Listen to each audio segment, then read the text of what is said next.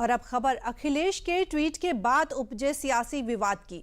UP की शिक्षा व्यवस्था को लेकर अखिलेश यादव ने सवाल खड़ा किया तो बीजेपी ने भी किस तरह से पलटवार करते हुए सपा को कटघरे में खड़ा कर दिया है, दिखाते हैं आपको अपनी रिपोर्ट।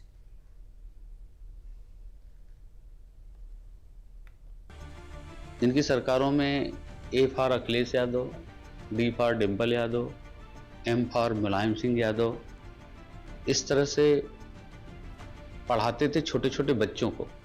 यूपी की सियासत में अभी पीडीए पाठशाला पर छिड़ी तकरार की रफ्तार थोड़ी धीमी ही पड़ी थी कि इस बीच सोमवार को सपा अध्यक्ष अखिलेश ने अपने एक्स अकाउंट पर एक पोस्ट को शेयर कर जब यूपी की शिक्षा व्यवस्था को लेकर सवाल खड़ा किया तो अखिलेश यादव के सवालों पर पलटवार करते हुए बीजेपी ने सपा को कटघरे में खड़ा कर दिया। जिनकी सरकार, जिनके समय में जिनकी सोच ही नहीं है, उत्तर प्रदेश के बाहर ना जनाधार है ना सोच है, कोई उनको जो भी लिख करके दे देता है उस तरह से पोस्ट करते हैं, उस तरह से बातें करते हैं। मैं तो यही कहूँगा, जिस तरह से अखिलेश यादव यूनिवर्सिटी और उसकी बात कर रहे हैं तो ये एकदम वैसे ही है कि जैसे ददुआ जैसा डकैत कथा सुनाएं या राम राज्य की बात करे, उस तरह की बातें हैं। अखिलेश यादव हमेशा अपनी बचकानी हरकतों के लिए जाने जाते रहे हैं।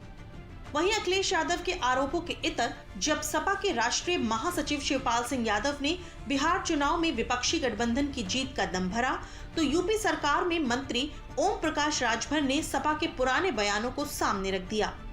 हमारा ये जो इंडिया गठबंधन है और समाजवादी पार्टी और पीडीए, ये सब मिलकर के भारतीय जनता पार्टी को हराने का काम करेंगे। कांग्रेस बहुत चालू पार्टी है, कांग्रेस को वोट मत देना।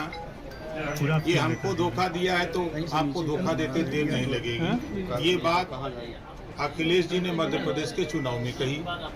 जब यूपी के मुसलमानों ने कहा कि आप भाजपा की सरकार बनाने एमपी गए थे, तब इन्होंने कहा, बयान दिया कि कांग्रेस भाजपा की बी टीम है। अब ये गए हैं बी टीम में शामिल हो गए। बिहार के चुनाव की तारीखों का ऐलान होना भले ही अभी बाकी हो, लेकिन चुनावी मैदान में ताल ठोक रही पार्टियों में सियासी बयानबाजी जोरों पर है।